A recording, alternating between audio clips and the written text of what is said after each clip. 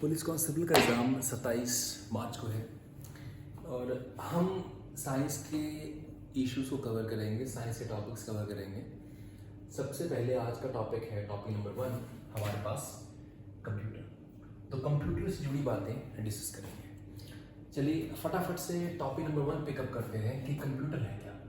Computer एक electronic machine है, right. और कंप्यूटर जो है ये प्रोसेस करता है इंफॉर्मेशन को। इट प्रोसेस इंफॉर्मेशन और डेटा को प्रोसेस करता है, उसके ऊपर काम करता है, प्रोसेस करता है। और डेटा और इंफॉर्मेशन से मतलब क्या है? डेटा एंड इंफॉर्मेशन जैसे कि टेक्स्ट डेटा और इंफॉर्मेशन है, जैसे इमेज डेटा और इंफॉर्मेशन है, वीडियो डेटा और इंफॉर्मेशन है, ये कह लीजिए वॉइस डेटा। और तो जो भी आप टाइप करते हैं व्हाट्सएप पे किसी का हाल पूछने के लिए, वो टेक्स्ट के रूप में वो डेटा है। आप अगर पिक्चर क्लिक करते हैं और सेंड करते हैं या अपलोड करते हैं, वो डेटा है। आप लाइव जाते हैं या वीडियो बनाते हैं और उसको अपलोड करते हैं, वो भी एक डेटा है। और वॉइस, सारे डेटा के टाइप्स हैं। तो बेसिकली कंप्यूटर एक इलेक्ट्रॉनिक मशीन है, इलेक्ट्रॉनिक मशीन। अब सीधी सी बात है कि क्यों है कंप्यूटर इलेक्ट्रॉनिक मशीन। तो शब्द इलेक्ट्रॉनिक्स को थोड़ा जान लेते हैं।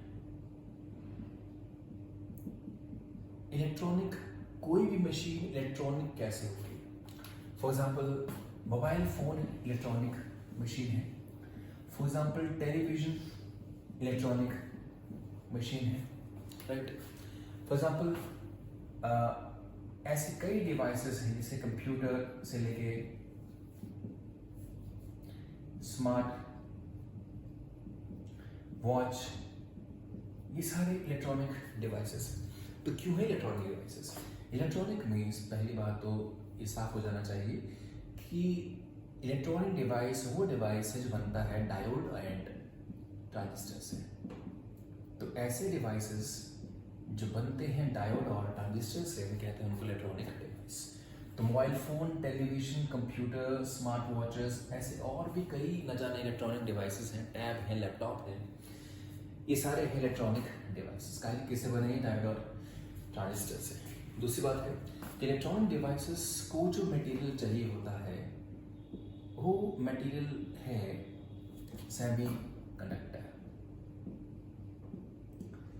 सेमीकंडक्टर मटेरियल हम इस्तेमाल करते हैं, राइट। तो अगली बात अब यहाँ से ये है, ये सेमीकंडक्टर जो मटेरियल है वो व्हाट इज दिस? तो ये सिलिकॉन हो गया और जर्मेनियम हो गया, ये हम ज़्यादातर इस्तेमाल करते हैं, सिलिकॉन एंड जर्मेनियम। और सिलिकॉन मोस्ट फेमसली यूज़ किया जाता है, इसलिए ज़्यादातर मीन्स 95% मटेरियल जो है वो सिलिकॉन होता है।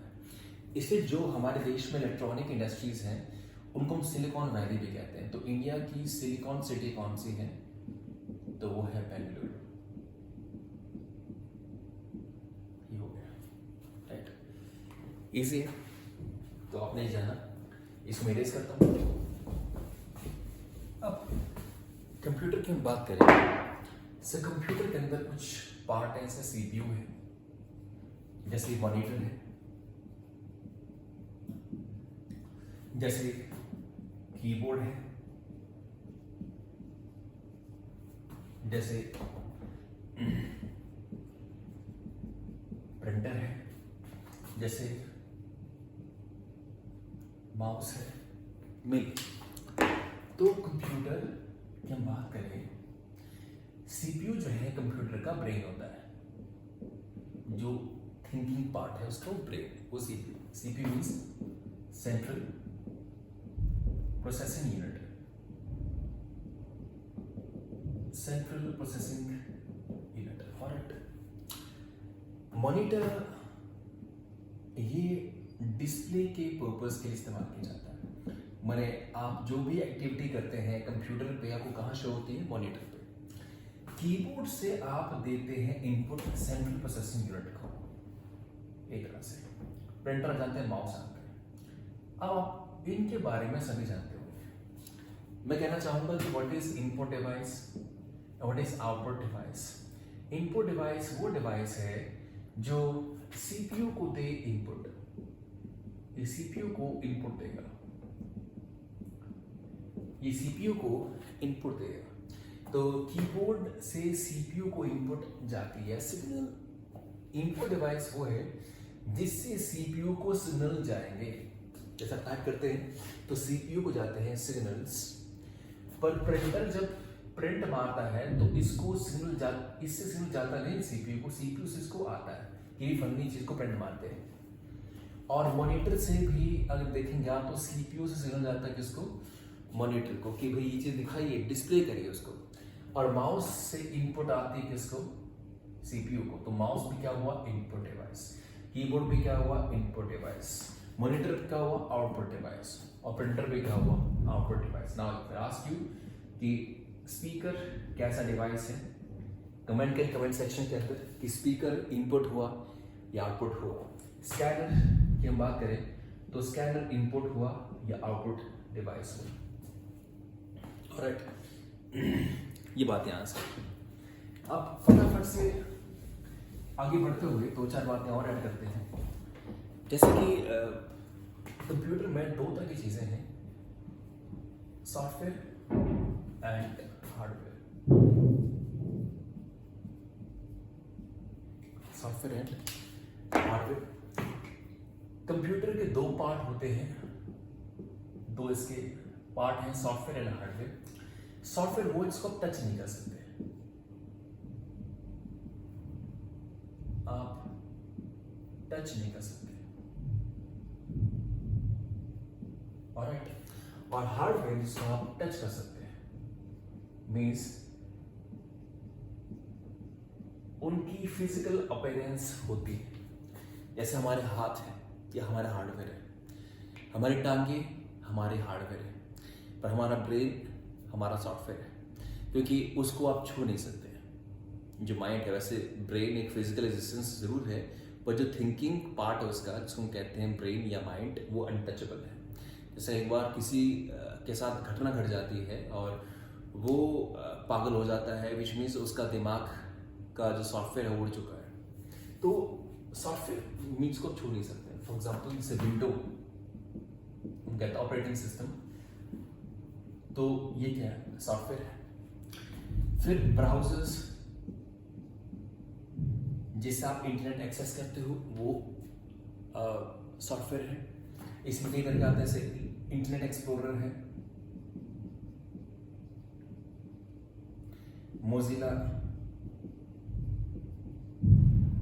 फायरफॉक्स है, और ओपेरा मिनी है। ये हो गया। इसके बाद बात करें तो क्रोम है। ये सारे क्या हैं, ब्राउजर्स हैं। इनके थ्रू आप इंटरनेट एक्सेस करते हैं। क्या आप एक्सप्लोरर को छू सकते हैं? नहीं। आप स्क्रीन को छू सकते हैं मॉनिटर की, पर उसको नहीं छू सकते, ये सॉफ्टवेयर है। हार्डवेयर में क्या आ गया, जैसे कीबोर्ड है, वो हार्डवेयर है। मॉनिटर क्या है, हार्डवेयर है। माउस क्या है, हार्डवेयर है। प्रिंटर क्या है, हार्डवेयर है। स्कैनर क्या, हार्डवेयर है। कब छू सकते हैं? ऑलराइट, तो सॉफ्टवेयर और हार्डवेयर के बीच में अपने डिफरेंस जान लिया। Now let's proceed further, let's proceed forward. तो सबसे इंपॉर्टेंट टॉपिक में से मेरा फर्स्ट टॉपिक जो है वो है national informatic centre. National informatic centre.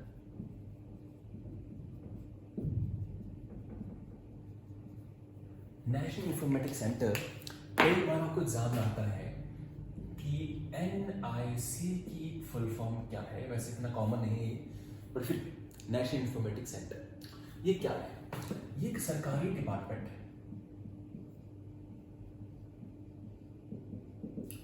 क्या करते हैं सरकारी डिपार्टमेंट? तो आपको बताऊं, ये सरकारी सॉफ्टवेयर डिजाइन करता है।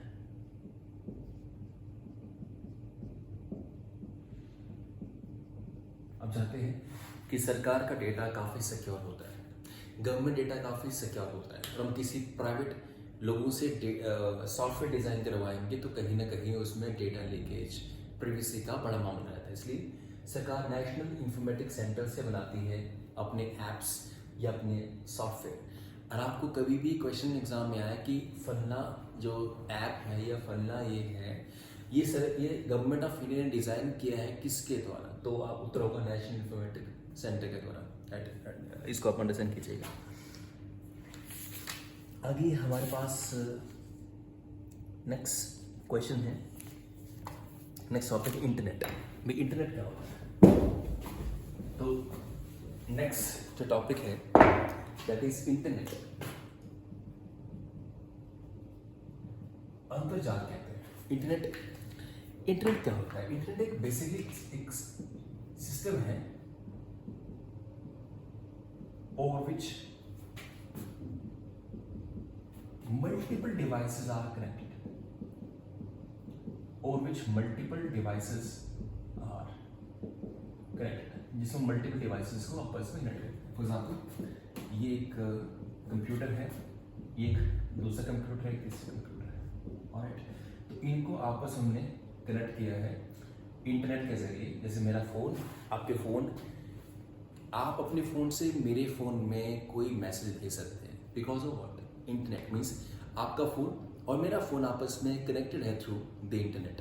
तो इंटरनेट से हमने डिवाइसेस को आपस में कनेक्ट कर दिया है। Now they can communicate between each other, they can share the data between each other. Internet भाई ये आप तो एक नॉर्मल केबल से भी कर सकते हो, तो फिर आपको इंटरनेट क्यों चाहिए? तो अपने आप लैपटॉप से एक यूएसबी लगा के, यूएसबी केबल, यूनिवर्सल सीरियल बस, क्या फुल फॉर्म आती है इसकी? तो यूनिवर्सल सीरियल बस जो यूएसबी केबल होती है, उसको लगा के भी लैपटॉप से अपने मोबाइल फोन को आप डेटा शेयर कर सकते हैं। आप इवन वाईफाई से भी डेटा शेयर कर सकते हैं, आप ब्लूटूथ से भी डेटा शेयर कर सकते हैं। बट आप हैं कहाँ, 30-35 किलोमीटर दूर और मैं यहाँ हूँ, या मेरा कोई दोस्त है वो कनाडा में, वो व्हाट्सएप के जरिए, फेसबुक के जरिए कोई भी डेटा शेयर मेरे साथ कर सकता है। तो कहने की बात सिर्फ यहाँ पे एक है कि इंटरनेट के जरिए कितनी भी डिस्टेंस पे आप बैठ के डेटा शेयर कर सकते हैं। Means device can communicate at larger distances. वो है फायदा इंटरनेट का। नहीं तो हम तार लगा के भी आपस में डिवाइस को ज्वाइन करवा सकते हैं, बट इतनी लॉन्ग डिस्टेंस पे आप ऐसा नहीं कर सकते हैं। यू टू पे द प्राइस 179 का रिचार्ज करिए और 24 दिन या 28 दिन आई थिंक जो भी है, आप इस डेटा प्लान के अंदर जितना क्या आपको डेटा दिया हुआ है उतनी डेटा कैपेसिटी में आप डेटा शेयर कर सकते हैं, इमेज, वीडियो, ऑडियो, एनीथिंग। तो दिस इज द थिंग। तो ये नेटवर्क बिछाया है उन कंपनीज ने और उन्होंने एक कॉस्ट लगाई इसके ऊपर, तो आपको मंथली फिर इसके लिए चार्ज देना पड़ता है। ऑलराइट, तो ये बात है से इंटरनेट। सो इंटरनेट को आप जान चुके हैं। इंटरनेट के बारे में कुछ 2-4 बातें हैं इंपॉर्टेंटली, हम उसको जान जाते हैं। तो इंडिया में इंटरनेट स्टार्ट किसने किया? कुछ important facts. Internet in India. तो इंडिया में इंटरनेट किसने भी स्टार्ट किया? तो इसमें इंपॉर्टेंटली बात करूं मैं, तो ये 15 अगस्त 1995 को VSNL ने स्टार्ट किया था। V not B। V means विदेश संचार निगम लिमिटेड। ये भी एक इंपॉर्टेंट प्रश्न है कि हमारे देश में इंटरनेट कब चालू हुआ था? 15 अगस्त आज़ादी के दिन को 1995 में VSNL के द्वारा, विदेश संचार निगम लिमिटेड। तो आपको हैरानी होगी कि उस समय जो स्पीड थी वो 256 KB पर सेकेंड की हाईएस्ट स्पीड जो मिली थी। हाईएस्ट स्पीड कह रहा हूँ मैं, हाईएस्ट स्पीड उस समय पे इतनी थी सिर्फ डाउनलोडिंग की, वो भी कि आप इस स्पीड से डाउनलोड कर सकते हैं। तो बहुत मिनिमम स्पीड है। बट चलिए आगे हम बात करते हैं इंटरनेट इंडिया के बारे में। बात कर ली, टॉपिक नंबर 2 था हमारे पास। ये टॉपिक नंबर 3 की बात कर लेते हैं। मैं सिर्फ और सिर्फ पुलिस कांस्टेबल एग्जाम के लिए इसको डिस्कस कर रहा हूँ शॉर्ट करेंगे। तो टॉपिक नंबर 3 हमारे पास अब है यहाँ पे कि डिजिटल इंडिया मिशन। कंप्यूटर की बात कर रहे हैं तो ये इंपॉर्टेंट सेक्शन हमारे पास है, डिजिटल इंडिया मिशन। भारत सरकार ने हमारे देश में इंटरनेट हर जगह पहुंचे, इसके लिए डिजिटल इंडिया मिशन चल रहा है। अब इसमें एक आध इंपॉर्टेंट बात ये कि स्टार्ट कब हुआ, 1 जुलाई 2015 को, या नोट कर लीजिए, वेरी इंपॉर्टेंट एग्जाम के लिए कि डिजिटल इंडिया मिशन कब स्टार्ट हुआ था, 2015 में, 16 में, 17 में, 18 में, ऐसे साल आते हैं आपको। तो इसका पर्पस क्या है कि मीन्स इंडिया को करना डिजिटाइज, इंडिया को डिजिटाइज करना। इसका मतलब साफ है कि इंडिया के कोने कोने में इंटरनेट पहुंचाना, इंडिया के कोने कोने में पहुंचाना इंटरनेट। ऐसा सरकार का प्रयास है कि हम कोने कोने के अंदर इंडिया में इंटरनेट पहुंचा देंगे। और उसी प्रयास से आप जानते हैं कि हमारे देश की पंचायत जो भी हैं उनको डिजिटाइज किया गया, उनका सारा रिकॉर्ड अब डिजिटल रिकॉर्ड है, जहाँ कोई पर्सन किसी समय घर में बैठ के भी अपना डॉक्यूमेंट अपलोड कर सकता है और डाउनलोड कर सकता है इंफॉर्मेशन को। तो इसमें इसकी कहीं ना कहीं जो मैनुअल इंफॉर्मेशन सप्लाई थी उससे हम डिजिटल में आ चुके हैं, और जो आवाजाही थी लोगों की अननेसेसरी डॉक्यूमेंट लेने के लिए वो आप इंटरनेट के जरिए भी वहाँ से ले सकते हैं। This is the important information जो आपको यहाँ से जाननी चाहिए, डिजिटल इंडिया मिशन। अब हम बात करेंगे नेक्स्ट कि क्लाउड कंप्यूटिंग क्या होती है। नेक्स्ट है टर्म हमारे पास, चौथी टर्म हमारे पास है क्लाउड कंप्यूटिंग। क्लाउड कंप्यूटिंग क्या होती है? CLOUD। तो मैं शॉर्ट तरीके से करूंगा क्योंकि ये कोई कंप्यूटर पेपर नहीं है, ये सिर्फ मेरे दिमाग में जो इम्पोर्टेंट चीज़ें हैं जो आज की डेट में रेलेवेंट हैं।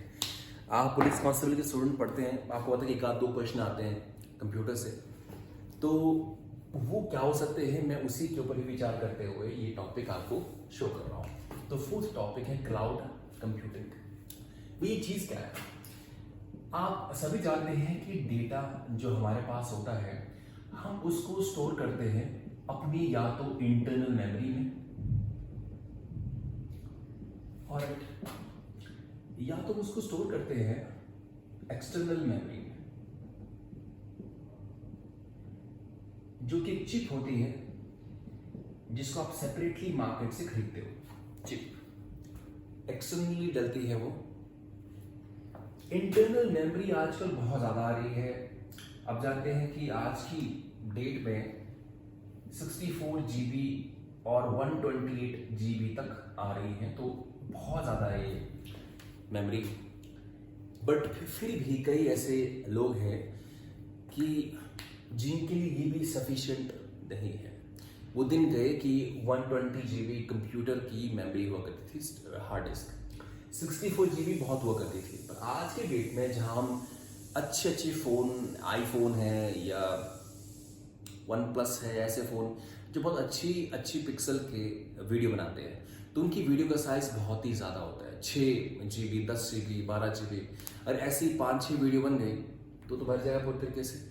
और एडिटिंग के समय पे पूरा फिलअप हो जाएगा, तो आपको रोज़ फॉर्मेट करना पड़ेगा अपना फ़ोन। तो ज़रूरी है आपके लिए कि आपके पास कुछ एक्सटर्नल मेमोरी डिवाइस हो। अब एक्सटर्नल आप क्या करेंगे, कोई मेमोरी कार्ड डालेंगे क्या? बेहतर ये है कि आप क्लाउड कंप्यूटिंग इस्तेमाल करें। क्लाउड कंप्यूटिंग जैसे गूगल ऑफर करता है क्लाउड कंप्यूटिंग, जहां पे आप जो है इंटरनेट के जरिए डेटा अपना स्टोर कर सकते हैं। आपको कोई डिफरेंट मेमोरी डिवाइस नहीं चाहिए। तो चिप आती है, पतली पतली चिप की भी, ये 2 GB का मेमोरी कार्ड है या 8 GB का मेमोरी कार्ड, ऐसे जो मेमोरी कार्ड आते थे उनकी मार्केट अब खत्म है। अब आप गूगल क्लाउड या क्लाउड कंप्यूटिंग बोलते हैं, तो गूगल क्लाउड के जरिए भी आप अपना डेटा उसमें स्टोर कर सकते हैं। कुछ आपसे मंथली चार्ज लेता है, कुछ 75 रुपये, 100 रुपये, 150 रुपये। तो आप अपना डेटा वहाँ रख सकते हैं, कितने भी साइज का, डिपेंड आप कितना पे करना चाहते हैं उनको। तो कहीं कहीं जो एक्सटर्नल मेमोरी थी आप उसके ऊपर आप डिपेंड नहीं है। और बड़ी बात क्या है कि आप अपने गूगल अकाउंट से, गूगल क्लाउड से किसी भी समय कहीं भी बैठ के वो डेटा ले सकते हैं।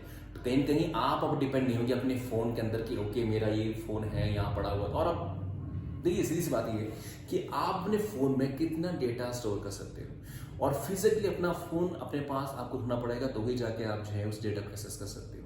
बट क्लाउड कंप्यूटिंग के जरिए आप कहीं भी चले जाएंगे, आपने बस अपना अकाउंट ओपन करना इंटरनेट पे और सारा डेटा आपको वहाँ पे मिलेगा, which means you will be carrying the data, your personal data, your important data all the time along with you. आपने कहीं भी किसी भी लैपटॉप पे कहीं भी जाइए, दोस्त मित्र साइबर कैफे में अपना अकाउंट खोला और डेटा आपके सामने वहाँ पे होगा, वीडियो, इमेजेस, एनीथिंग। तो ये बहुत अच्छी फैसिलिटी हमारे सामने आ चुकी है क्लाउड कंप्यूटिंग। वेल, प्रोजेक्ट लून की हम बात करते हैं। प्रोजेक्ट लून क्या चीज? फिफ्थ टॉपिक हमारे पास है प्रोजेक्ट लून। इसका संबंध कहां और किसके साथ है? ये है, इसका पर्पस है गवर्नमेंट ऑफ इंडिया का इनिशिएटिव है, और इसका पर्पस है कि गांव तक इंटरनेट पहुंचाना। ऐसे कई गांव हमारे देश में है जहां नेट नहीं पहुंचा, जहां इंटरनेट नहीं पहुंच पाया है, तो उन गांवों तक इंटरनेट पहुंचाना जो है वो इसका, इवन डिजिटल इंडिया भी इस तरह का इनिशिएटिव है। मगर जो प्रोजेक्ट लून है उसका पर्पस है कि जो गांव पिछड़े हैं बहुत ज़्यादा, वहाँ कैसे इंश्योर किया जाए कि वहाँ नेट की सप्लाई पहुँचे। तो ये इसका भी पर्पस है।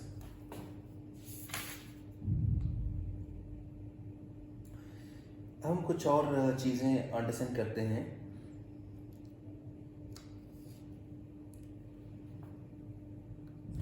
ऐसी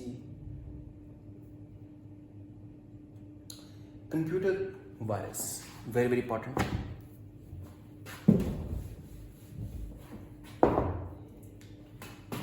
कंप्यूटर वायरस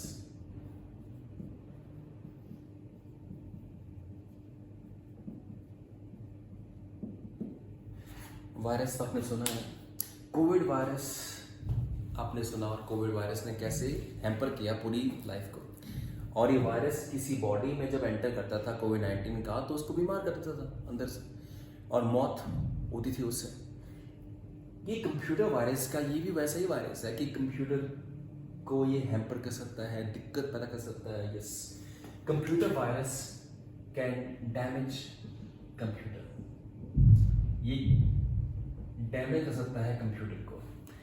वायरस का दो पर्पस है। What is virus? वैसे एक प्रोग्राम, और वायरस इज अ प्रोग्राम जो किसी भी, अगर आप इलेक्ट्रॉनिक मशीन में डाल दें उसको, वो लैपटॉप है, पीसी है या मोबाइल फोन है, तो it can do some things like theft, आपका डेटा वहां से चोरी कर सकता है।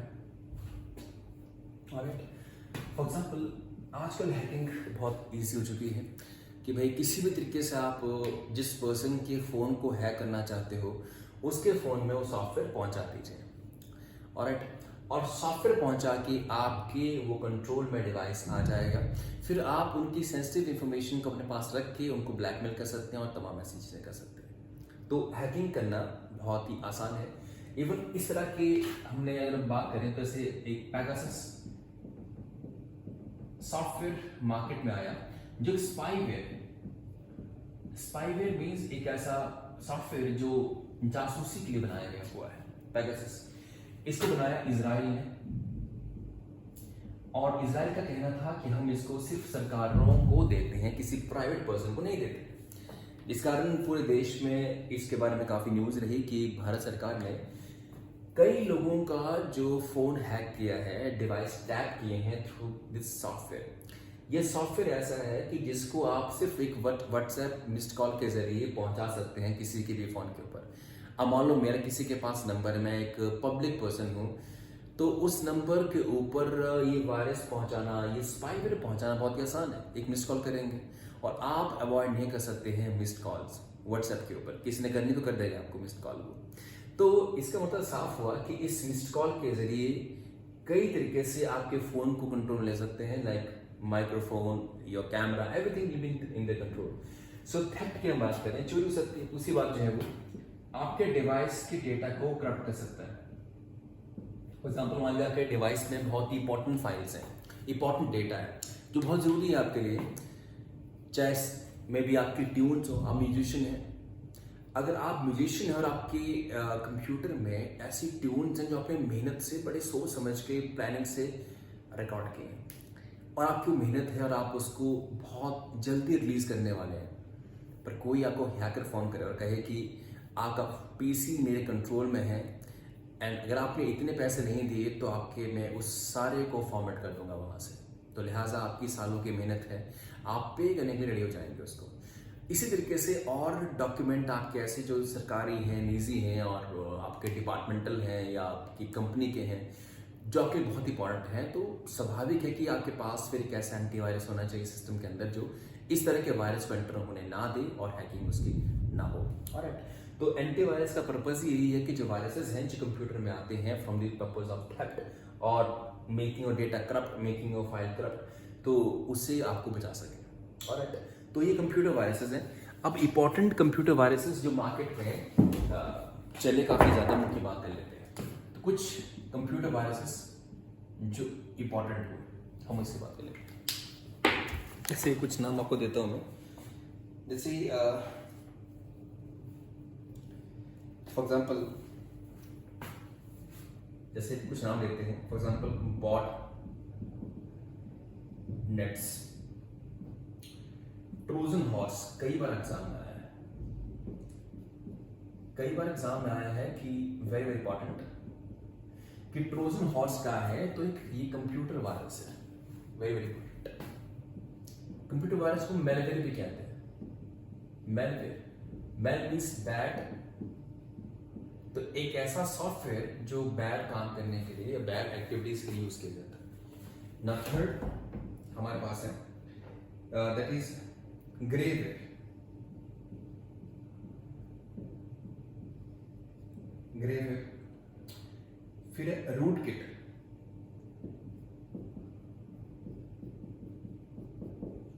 रूट किट, तो ये हैं कुछ famous that is viruses, computer viruses. और आपको बस सेट के जाना है बॉटनेट क्या है और ट्रोजन हॉर्स क्या है। आप जिस लेवल के एग्जाम की आप तैयारी कर रहे हैं आपसे ट्रोजन हॉर्स के बारे में पूछ सकते हैं, बॉटनेट तो टेक्निकल आ गया बहुत ज़्यादा इसमें।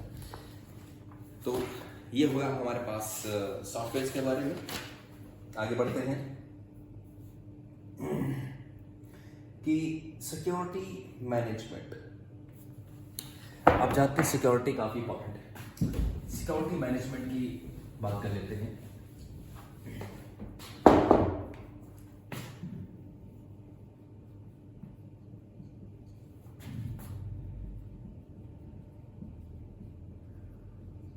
सिक्योरिटी मैनेजमेंट, डिवाइस की सिक्योरिटी काफी इंपॉर्टेंट है। हम अपने घर की सिक्योरिटी के लिए एक चौकीदार को अपॉइंट करते हैं, एक वॉचमैन को अपॉइंट करते हैं, काय को, ताकि घर के अंदर की जो हमारी एक्टिविटी है वो सुरक्षित रहे, वो सेफ हो। सिमिलरली एक सिस्टम की इलेक्ट्रॉनिक डिवाइस की सिक्योरिटी भी काफी इंपॉर्टेंट है। जैसे कई लोग अपने मोबाइल फोन में लगाते हैं पासवर्ड, तो वो एक तरीके क्या है, वो एक तरीके क्या है जी, सिक्योरिटी है। आप उसमें डिजिट्स में लगाते हैं या उसमें जो है वो दूसरे तरीके से आप उसमें पासवर्ड लगाते हैं।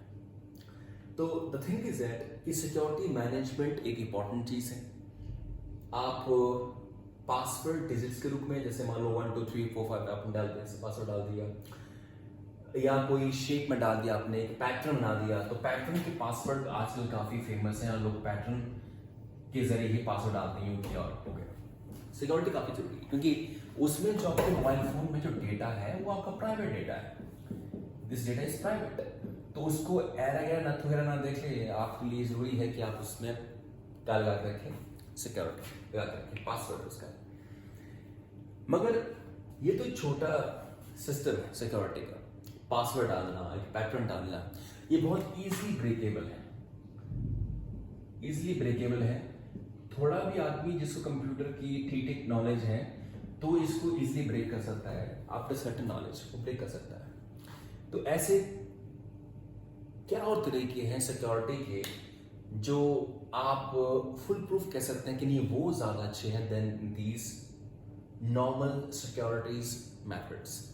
तो लेट्स सी, एक हमारे पास है फेशियल रिकग्निशन। फेशियल रिकग्निशन ये एक मेथड है। इसके तहत आपका फोन, आपका लैपटॉप तब खुलेगा जब आपके फेस को स्कैन करेगा, विच मीन्स आपका फेस ही वो पासवर्ड होगा। आप जानते हैं कि दुनिया के अंदर जितने भी फेसेस हैं सब अलग हैं। कोई नहीं कह सकता कि अमिताभ बच्चन जैसा बिल्कुल मैं नजर आता हूँ या सलमान खान जैसा बिल्कुल मैं नजर आता हूँ। डुप्लीकेट है बेशक, मगर वो बिल्कुल आइडेंटिकल नहीं है, मिलते जुलते हैं। तो विच मीन्स कि दुनिया में इतने करोड़ लोग हैं, मोर देन 800 करोड़ लोग हो चुके हैं आज के डेट में, और 800 करोड़ में कोई भी एक ऐसा नहीं जो दूसरे से मिलता हो। विच मीन्स इतने सारे डिफरेंट फेसेस दुनिया में हैं। दिस शोज दैट कि कितनी डाइवर्सिटीज हैं फेस, किसी पर्सन के फेस की दुनिया में। तो हर किसी का फेस अलग है, विच मीन्स कि उसको क्रैक करना बहुत ही मुश्किल है। पासवर्ड पैटर्न क्या होता है, 1 2 3 4 5 6 7 8 9, 4 ही तो आपके पास हो, और कितना कर सकते हैं आप इसमें। तो इसमें परम्यूटेशन कॉम्बिनेशन कितने के लिए बनती है। अगर आप कोई पैटर्न लगाते हैं जैसे 1 2 3 तो 4 5 6 7 8 9 ये होता है। तो आपने ऐसे यूं कर दिया पैटर्न लगा दिया इसके ऊपर, जैसे मान लीजिए इस तरह से।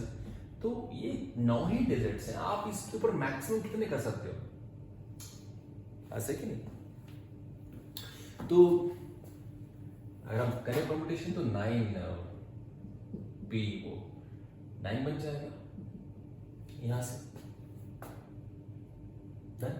इतने पैटर्न डिफरेंट बन सकते हैं, इस 9 फैक्टोरियल डिफरेंट पैटर्न बन सकते हैं। छोड़िए इसको चीज को, मगर आप बस इतना जानिए कि 800 करोड़ लोग हैं इंडिया में और दुनिया में, और उनके सबके फेसेस यहाँ अलग है। इनको ब्रेक करना आसान है, इनको ब्रेक करना आसान नहीं है। ये हो गया। फिर दूसरा है बायोमेट्रिक, जैसे आधार कार्ड में यूज की जा रही है। बायोमेट्रिक में क्या है, आपके जैसे अंगूठा, वो भी डिफरेंट है सबका। तो अंगूठा जब कहीं पे लगाना होगा तो किसी और का अंगूठा वहां लग नहीं सकता है। तो अंगूठे का पैटर्न भी काफी सिक्योर है। ये हो गया। आगे हमारे पास है जैसे कि स्मार्ट कार्ड्स, ये भी अच्छा तरीका है। जैसे कोई लोग अपने लॉकर जहां उनके डॉक्यूमेंट्स हैं वहां स्मार्ट कार्ड लगाते हैं, वो स्कैन करेंगे तो ही वो खुलेगा। ये तो दूसरा आएगा। और ये कहीं ना कहीं आपके इंपॉर्टेंट डॉक्यूमेंट्स कहीं पे किसी अलमीरा में है, तो स्पेशल अलमीरा है, स्मार्ट कार्ड से ओपन अप होंगी, तो ये भी एक अच्छा जरिया है। यहाँ पे इस नोट कीजिए आप। अब बात करेंगे 2G 3G 4G 5G 1G के बारे में। तो क्या है ये चीज है, आज आप 5G इस्तेमाल कर रहे हो, क्या चीज है। तो लेट मी टेल यू, जैसे 1G, जैसे 2G, जैसे 3G, फिर आया 4G, और अब आपके पास 5G भी आ चुका है मार्केट के अंदर। यहां G का मतलब है जनरेशन। तो जैसे डेवलपमेंट होती है तो नई जनरेशन आती है टेक्नोलॉजी की मार्केट में। तो आज हम 5th जनरेशन में हैं इंडिया के अंदर, हम इंटरनेट की 5th जनरेशन में हैं। ये दसिया मोबाइल फोन टेक्नोलॉजी की, ये इलेक्ट्रॉनिक टेक्नोलॉजी की हम 5th जनरेशन के अंदर पहुंच चुके हैं। 1G में आपको क्या मिल रहा था, सिर्फ वॉइस।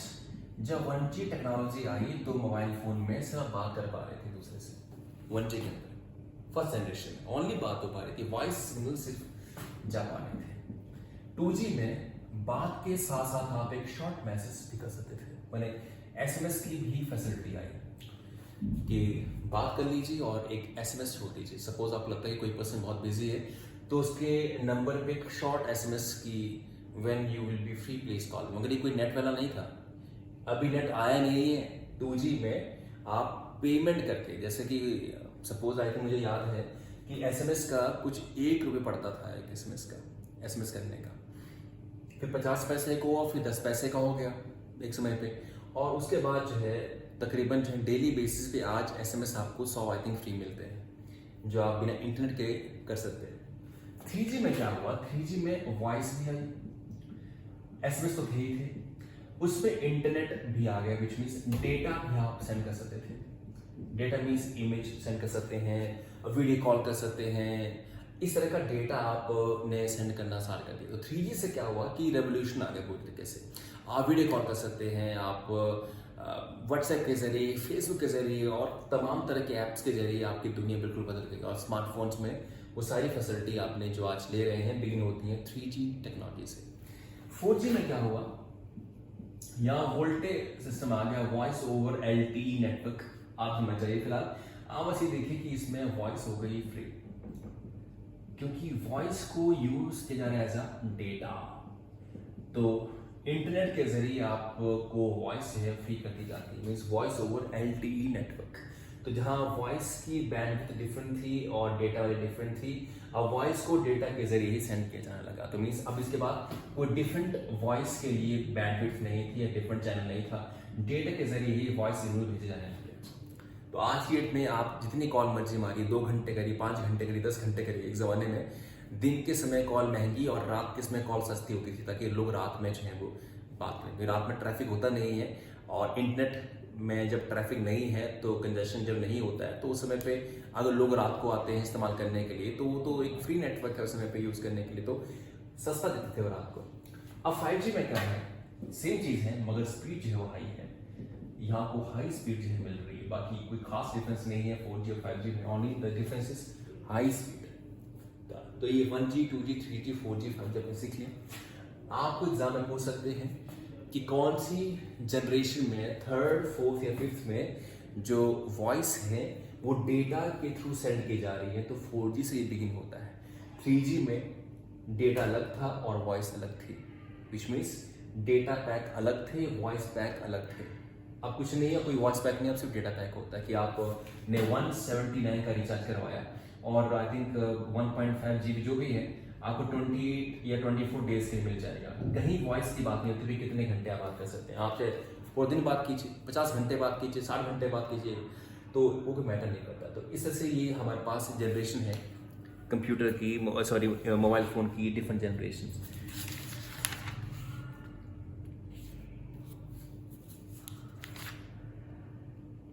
वाईफाई और लाईफाई की बात कर लेते हैं। Wifi and Li-Fi.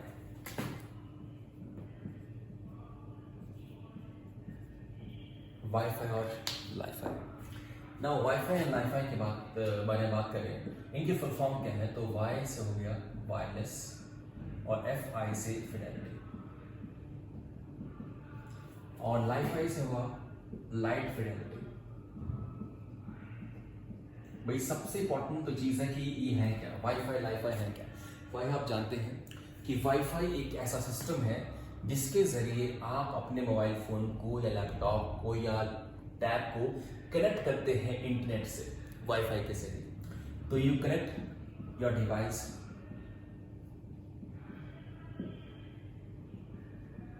To internet. ज़्यादातर आप यही समझते हैं वाईफाई से, मान लो किसी कॉलेज का वाईफाई है, किसी एकेडमी का वाईफाई है, इस तरीके से आप वाईफाई इस्तेमाल करते हो। और आप जानते हैं वाईफाई का पर्पज है डेटा सेंडिंग ट्रांसमिशन के लिए आप इस्तेमाल करते हैं। सपोज मैंने आपके फ़ोन से अपने फ़ोन में डेटा ट्रांसमिट करनी, कोई मूवी ट्रांसमिट करनी है, तो वो यूनिक नेट ही आप इस्तेमाल करें। वाईफाई के साथ चलने वाले कई ऐप्स हैं जो ऐसा कर सकते हैं। जेंडर हैं या शेयरइट हैं, ये ऐप वाईफाई के जरिए डेटा ट्रांसमिट करते हैं। तो it means no data spending is required. जब आप बहुत ही नज़दीक बैठे हैं तो आप वाईफाई के जरिए कर सकते हैं। अब वाईफाई की जो टोटल रीच है वो 100 मीटर होती है, तो 100 मीटर तक आप ऐसा कर सकते हैं। सपोज आपके मोबाइल फ़ोन से मुझे अपने मोबाइल फ़ोन में कुछ फाइल ट्रांसफ़र करनी है, तो 100 मीटर के दायरे में ही हमारे फ़ोन होने चाहिए। अगर नेट के जरिए करनी है तो फिर तो कहीं कर दीजिए, मगर ये वाईफाई के जरिए फ्री हो जाएगा। और दूसरी वाईफाई जो अक्सर आप सुनते हैं वो है कि नेट के लिए, तो किसी एकेडमी का, किसी कॉलेज का, किसी होटल का, रेस्टोरेंट का वाईफाई ऑन कर आप नेट यूज़ करते हो यहाँ से। तो ये हो गया वायरलेस फिडेलिटी वाईफाई। वाईफाई में क्या इस्तेमाल होती हैं, रेडियो वेव्स। सिग्नल को सेंड किया जाता है थ्रू रेडियो वेव्स, ये इंपॉर्टेंट है, याद रखिए इसको। और लाईफाई में, लाइट फिडेलिटी में सिग्नल को सेंड किया जाता थ्रू लाइट, अंडरस्टैंड कीजिए। लाइट के जरिए, लाइट सिग्नल के जरिए सेंड किया जाता है। तो ये है रेडियो वेव्स और ये है विजिबल स्पेक्ट्रम वाली वेव्स। विजिबल स्पेक्ट्रम, आप जानते हैं कि इलेक्ट्रोमैग्नेटिक स्पेक्ट्रम में कई तरह के वेव्स हैं, gamma rays, X rays, microwaves, radio waves, lights, visual spectrum, ये सारे। तो विजुअल जो स्पेक्ट्रम है जिसको लाइट कहते हैं, उसकी स्पीड रेडियो वेव से तकरीबन जो है 1000 गुना ज़्यादा होती है। इसका मतलब ये कि अगर हम लमसम भी देखें तो वाईफाई से लाईफाई बहुत ही फास्ट होगा और इसकी स्पीड उसके मुकाबले 1000 गुना तक ज़्यादा हो सकती है। तो हम कहाँ पहुँचने वाले हैं, इमेजिन दैट, कितनी हाई स्पीड हमें मिलने वाली है इससे। आज की डेट में जो वाईफाई है वो स्पीड देता है, let me tell you, wifi से स्पीड मिलती है आज की डेट में, जनरली कह रहा हूं मैं, तो मैक्सिमम जो है जो स्पीड है वो कुछ 85 Mbps मिल रही है। जनरली कहा जाए एवरेज इतनी मिल रही है, बाकी आप इतने बड़े टैक्स लोगे तो उतनी स्पीड मिलेगी आपको, एवरेज ही मिलती है। लाईफाई में मिनिमम स्पीड होगी 1 Gbps, माने 1 सेकंड में आप 1 GB का डेटा सेंड कर सकते हो।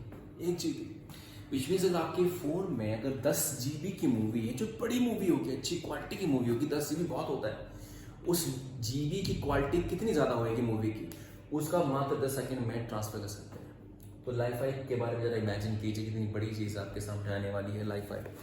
सो ये एक चीज़ यहाँ से, हाँ कॉस्ट काफ़ी ज़्यादा होगी, लेकिन वाईफाई की कॉस्ट सस्ती है, ये महंगा हो जाएगा बहुत ज़्यादा। वाईफाई हॉटस्पॉट क्या होता है? वाईफाई हॉटस्पॉट क्या है? आपने कई बार अपने फोन को हॉटस्पॉट बनाया होगा,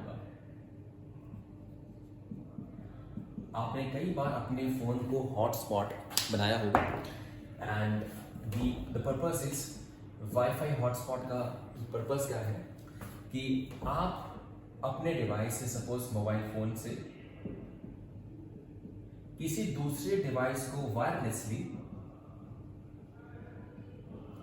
कनेक्ट कर सकते हो, किसी दूसरे मोबाइल फोन को।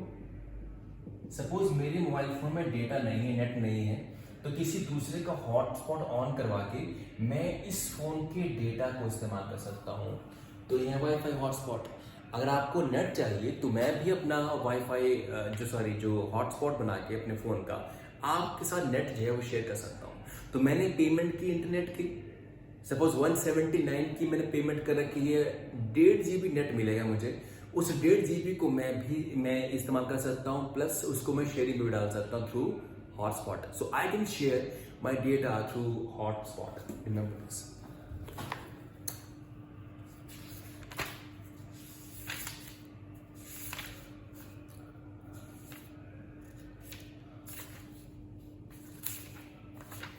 What is virtual water? Virtual water.